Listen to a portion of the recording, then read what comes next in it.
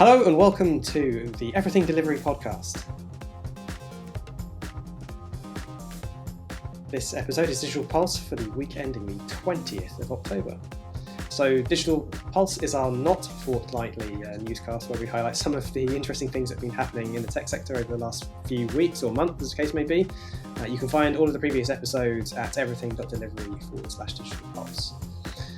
This episode, as per usual, is sponsored by Nearform. So Nearform has over 10 years experience in remote delivery, empowering our clients to succeed in a digital world through application modernization, data, design, DevOps, and product. You can and should find out more at nearform.com. So as per usual, I am Dan Close, and I'm here with my co-host, Luca Lanziani. Welcome back. Another month off. Yeah, magical. Another month went by, right? But it's the end of the year, visiting clients, traveling for conferences and whatnot, right? So we're trying to do our best to keep up with the scheduling, but of course there are going to be things happening. But since we didn't follow the schedule, we decided to do a different type of episode today, right? It's going to be a little bit more of a fun episode, and we hope you stick around to see where we're going with this. So we start from, as usual, from our website, Everything Delivery.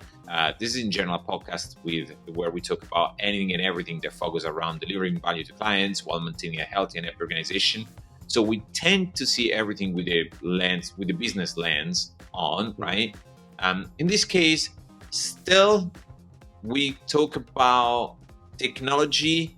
We may talk about the business value, but it's also a little bit of a fun episode. Yeah, I think in this one, more fun than perhaps business relevance. But yeah, all right, let's kick it off. I think there is value in what we're going to show here, right? So let's start going a little bit back in time, shall we? So who remembers this? So Google Glass, right? I mean, this was, when was it, 2013? Did we say? Yeah, okay, so 2013. So I vaguely recall someone, so I worked at a startup at the time, and I vaguely recall someone walking in wearing a pair of these kind of awesome-ish glasses. And, you know, I'm a bit of a terrified of public appearances and whatever else. So it's like, you know, is that thing recording? What does that thing do? It was actually amazing, right? It was showing you information in front of you, right? Layering information to our reality. To projecting it. And it was actually, there were demos with Google Maps showing you directions. I remember that it was quite fun to see, quite interesting. Now, the recording part, you see, was a little bit scary. As someone recording you, always recording you. But the information that we share back to you, that was the interesting part to me, right? For me. I was really hoping for this to take on and become something. And I remember that at the time there were multiple startups that were born from these. And I also know that some of them are still around, right? Some of them were into sports and so on, right? Where they would still going, show. So several in London, for example, were just around using exactly this kind of technology to make your life a little bit more augmented. Yes. That's what everyone needs. But why are we talking about this? Because this is definitely not the last 2 weeks, is it? No, it's not. But this is 10 years ago, right? So we're still 2023. I just have to check the calendar. But right, so this is 10 years ago. And 10 years in tech is a very long time. And 10 years later, September 27th, there you go. We're back at that, right?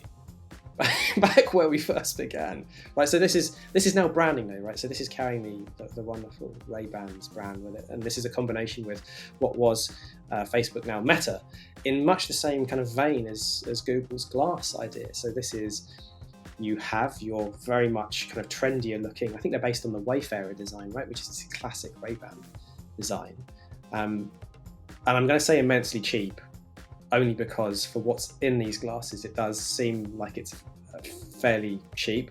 A way of recording, of live streaming everything that's going around you, listening to music as you kind of walk around.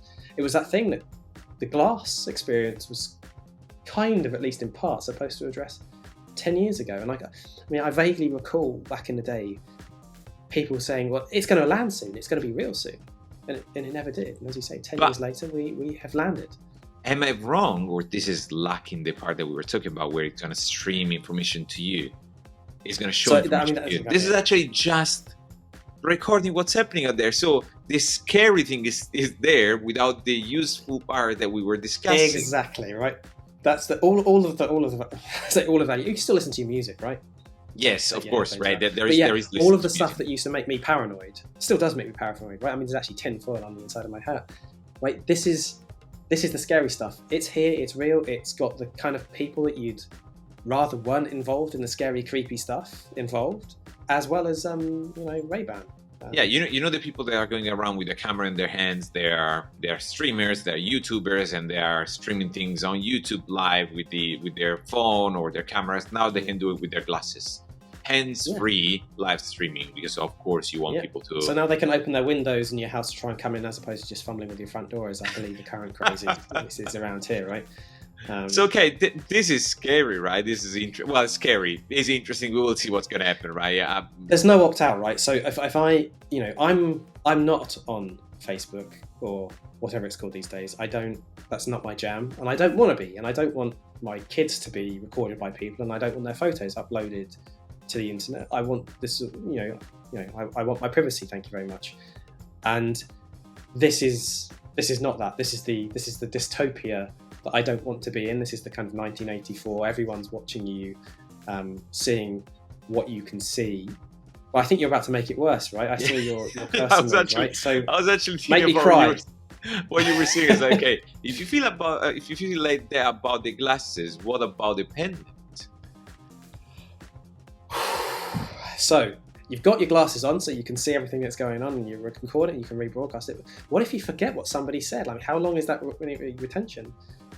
And this is scary. This is everything that you say is transcribed, it's stored. I mean, it's just so ripe for abuse. But it's got Johnny Ive involved. You say, was it probably this one? I don't remember which one. It's probably Johnny Ive, right? But you said about consent, right? This is privacy first. How? How does that work? Well, they use AI. What do you mean? It's easy, right? No, that's right. You've got a problem. You just put AI in. The job is done. I mean,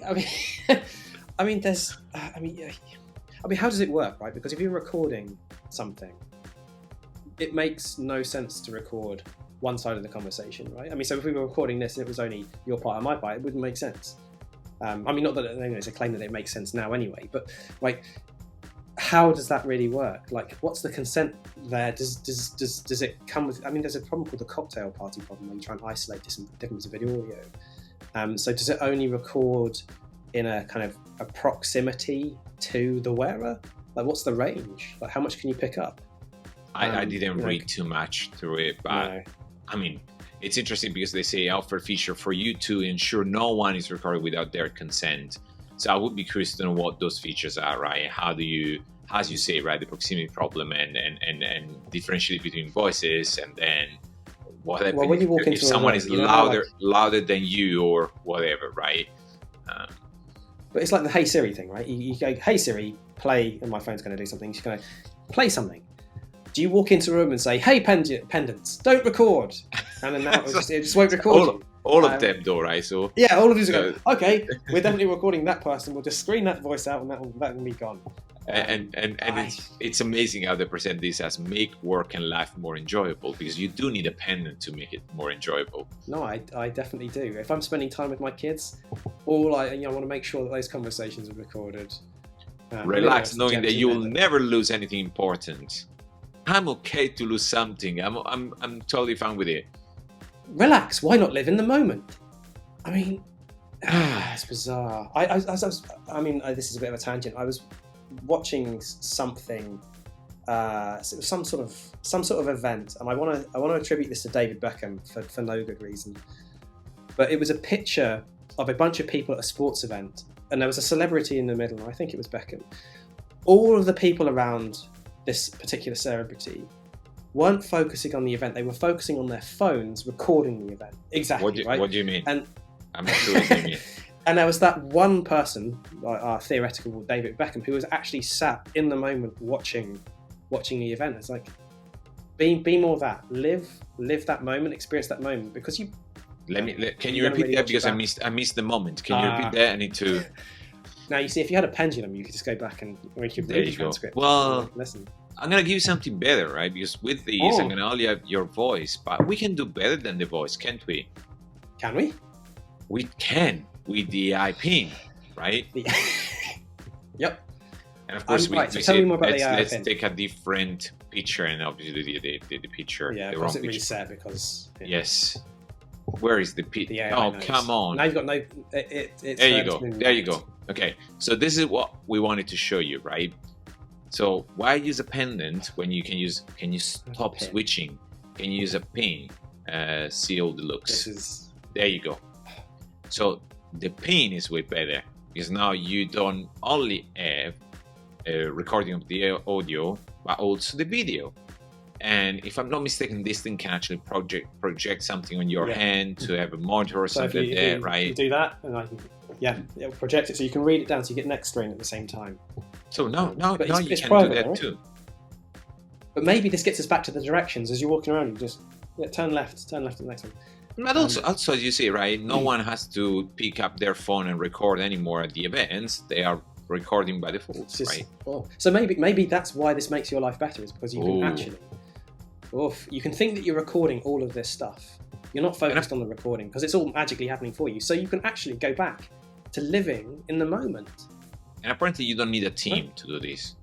That's what or a story, or what happened to my internet. Okay, they're back. Gone. In any case, Maybe it was how about this, right? Would you like this? No.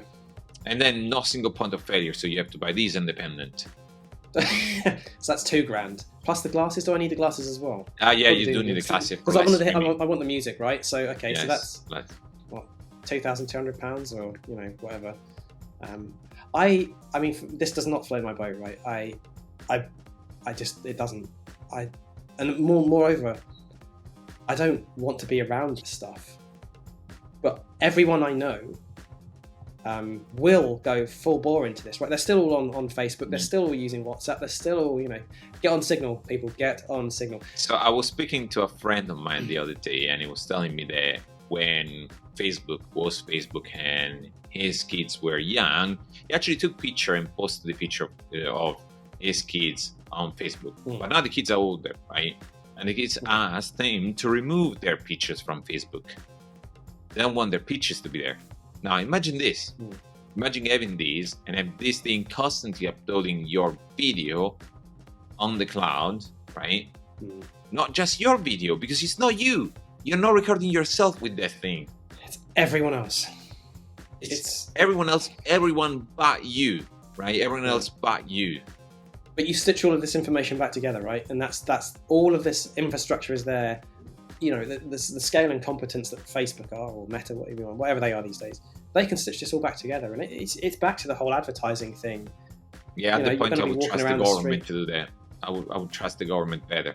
So I'm okay with the government to put the cameras at that point, right, and record everything, and then, they can share with me if they want. So, but is the thing there is the belief is that the government is incompetent, right? So they're not going to be able to stitch it back together.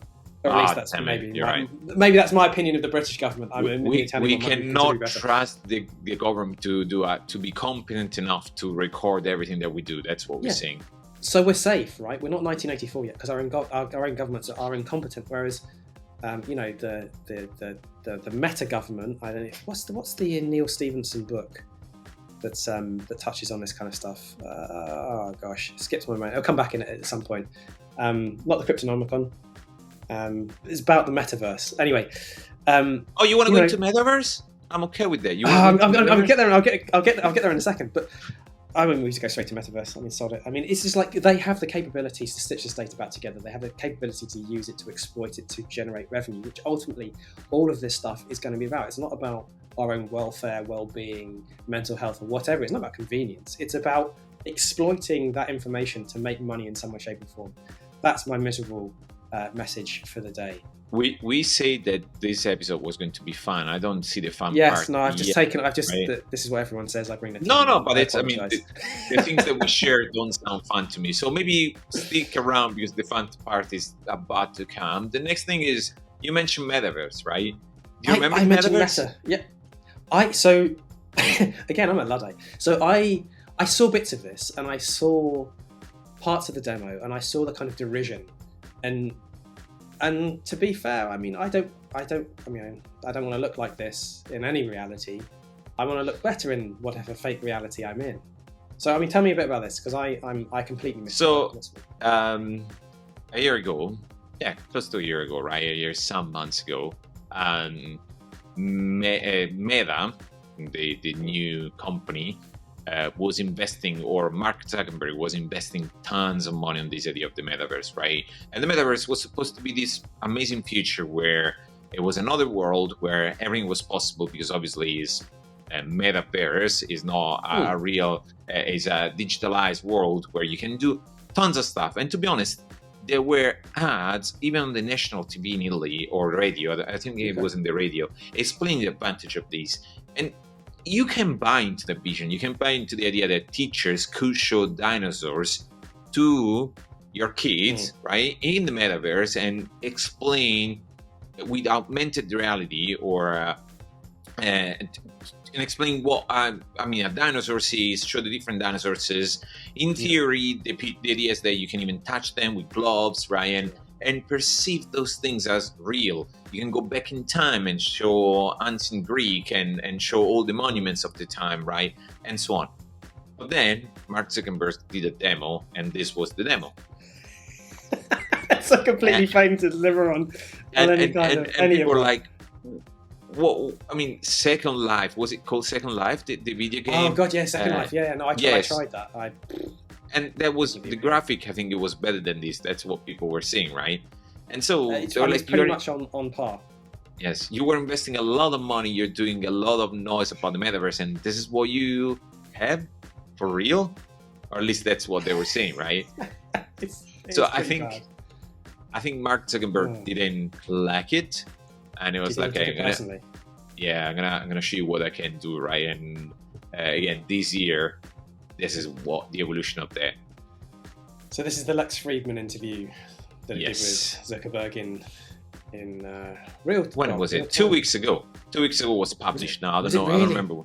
Wow. Yes. It feels like it's much longer ago than that. So I don't know when. This was amazing. I don't know when this was recorded, but this example of the reality is amazing. You can actually see I froze the video, stopped the video in this frame here where it shows exactly how this works, right? Now the thing is that if you play the video, you will see that the image is actually moving lips in sync with Mark, and Mark Zuckerberg and Lex are in two different places far ahead, and yet they're in this virtual shared place, one in front of the other. They can lean forward, and the avatar will lean forward because of the sensor there in the goggles.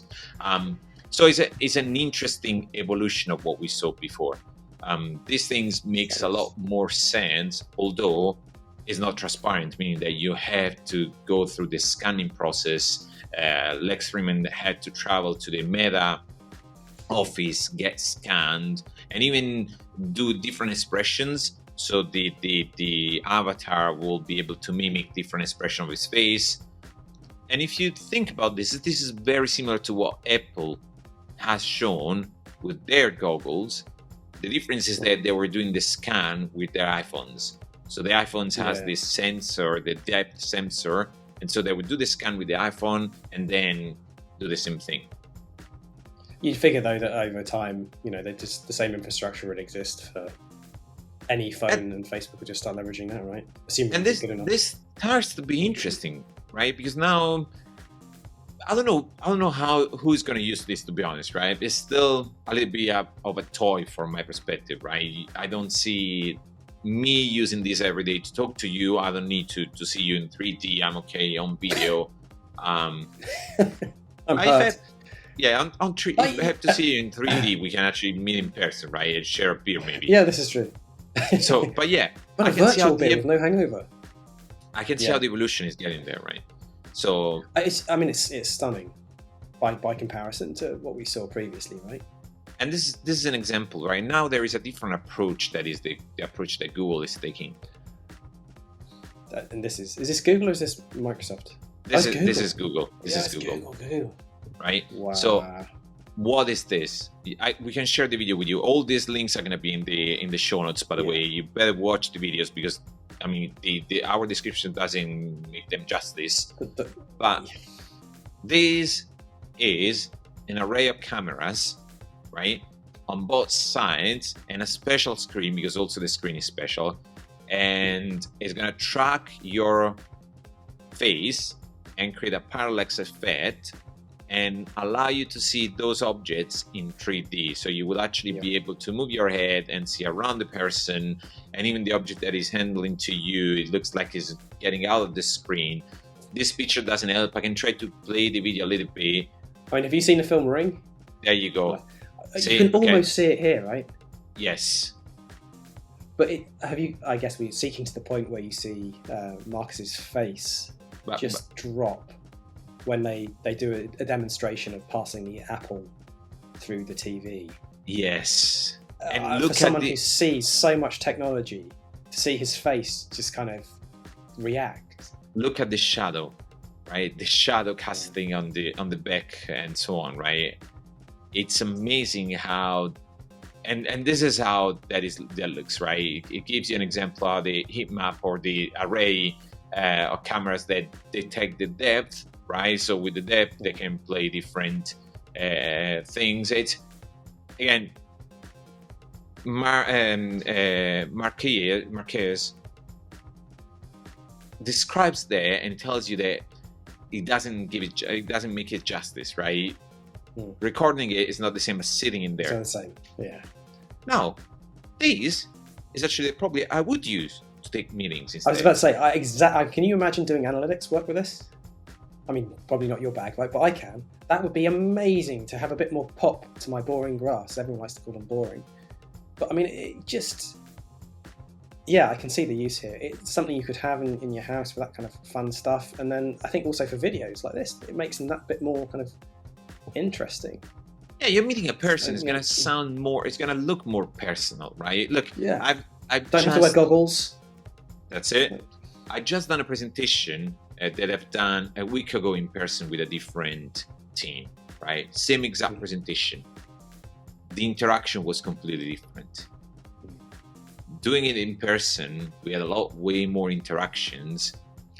Doing it virtually, well, people were looking at the screen, but at the same time they were distracted, looking at their phones and so on, right? If you're doing this, yes, there you go, right? If you're doing this, your brain is going to react differently. I can hold a hand out and you will perceive my hand getting closer to you. I'm coming straight for you. Yes, right? Tap, tap. Put that phone down. Yeah, that phone right over there. I think this is actually genuinely exciting. This can have a value from a perspective. So what's next? We're going to jump again and go into... Bit of a leap now, right?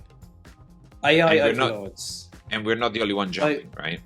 So we've had tracking, we've had better human interactions, and now we have the robots that can kill us.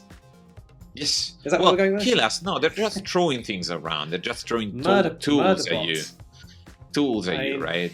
This is helping. Look how it's helping. You see how helpful the guy is? It's throwing a bag of hammers at that person wearing a safety helmet. While doing a hop though, while jumping. So it's also jumping. That extra bit of energy into the I mean, this is cool, right? I mean, it's Boston Dynamics. Their stuff is mind-blowing, right? I mean, we've been watching the videos. I don't know how long it feels like it, about 10 years, possibly less, but their videos are cool. And, you know, seeing what the robots can do in this particular case, and as you say, he requests tools, the robot brings him the tools. How choreographed it is, I don't know. I've seen outtakes of them falling over and whatever else, so clearly it's not as, you know, these things aren't going to be hunter-killers anytime soon. But I find the robots creepy. They do remind me of Terminator, and I know it's probably not deliberate, maybe it is. But, you know, I can be parkour murdered by a robot at some point. Have you seen the dog? The dog is even more amazing, right? The dog that can run very fast and follow you and everything, right? That's definitely not residing in a part of my nightmares. This is cool. I mean, it's cool technology, right? And it would be cool to play with this. But what I wanted to focus on here is the human interaction. This thing is a humanoid. It has 2 legs, two arms. But would you want to give it a hug? Yes, right. That's what I'm saying. No, it's going to rip my arms off. Yes, That's the thing that's exactly. going to be the end of most of the human race, as it marches around. I've seen the films, documentaries, Terminator 3, whatever, but those things are scary, right? So Yeah. what you're saying is we're doing it wrong. And But we I don't shouldn't know have if we're these doing it things. wrong. I think we can do it differently, right? This is We to could me make is a it less tool. human, which might make it better. Yeah, I mean, right. This is the kind of thing that you'd expect to see, as much as I guess they're showing here, right? On a building site, doing stuff that's really, really hard. If you're carrying a shed load of bricks, that's not particularly great for your spine. If you can get a robot to do it and bring you the bricks, that's probably much better for you and your kind of longevity. What I'm saying is that this is a tool, right? It's definitely not something that I want. But what if You're we can not gonna have it at home. What if we can make robots fun? Disney me, man, Disney me. Yeah. Have you seen this video? I've seen bits of it. I saw the rabbit falling over. Yeah, it's very cute, isn't it? So yeah, I'm gonna play a little bit of these again. I don't know if It's still gonna cute, but I translate well. wouldn't hug this. Well, This is I still don't know, moderately right? terrifying. I don't know. Yes, probably. I mean, but look the at smile, this, it kind of right? gives me a Chucky vibe. Oh, it fell over and it Look can get back up. How clumsy it is, Oh. right? It doesn't give you It's the just- feedback that I'm gonna take you and strangle you or kill you. And So it's not like a toddler. But it's That's- kind of right side.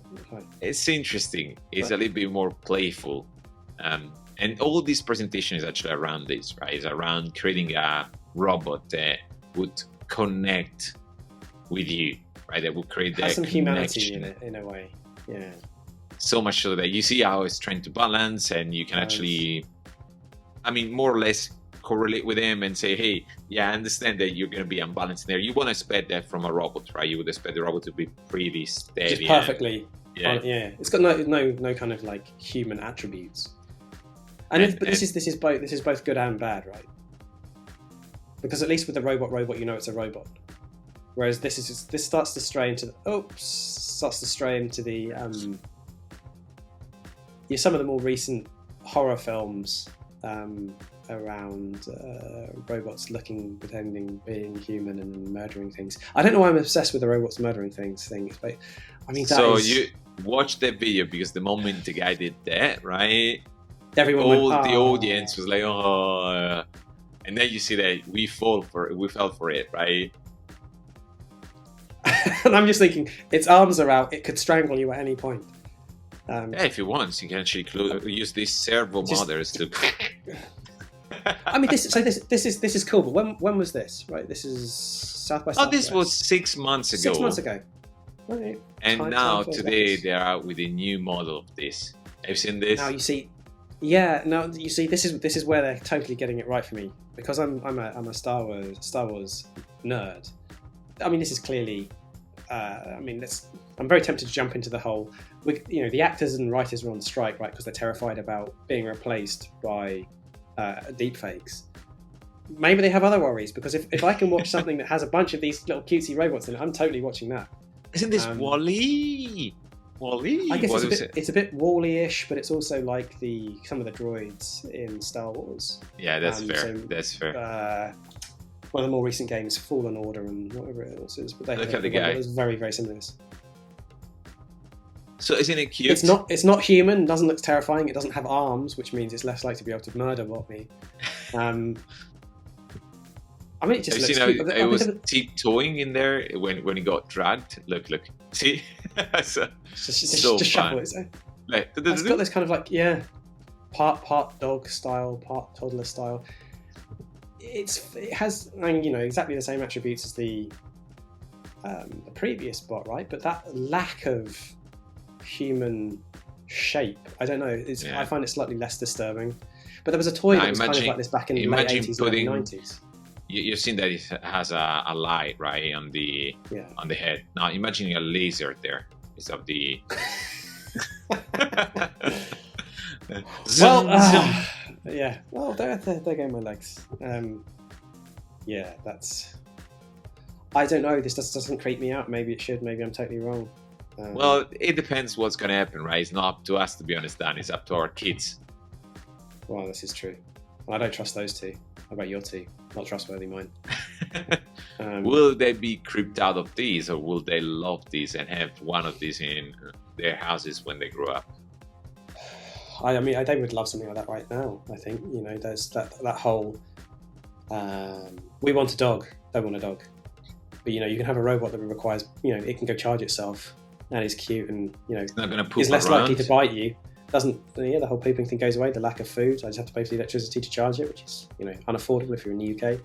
I don't have it Yeah. with me, but my daughter just received the new Tamagotchi for her birthday, and it's crazy. I don't know if you have seen those things.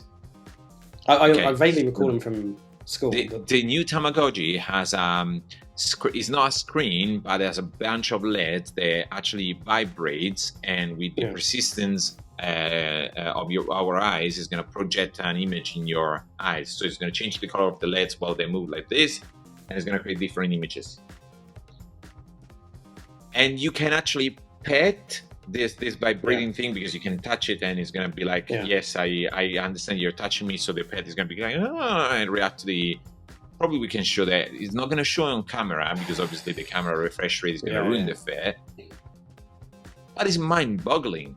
I can't actually see the transition from that to this, to be honest.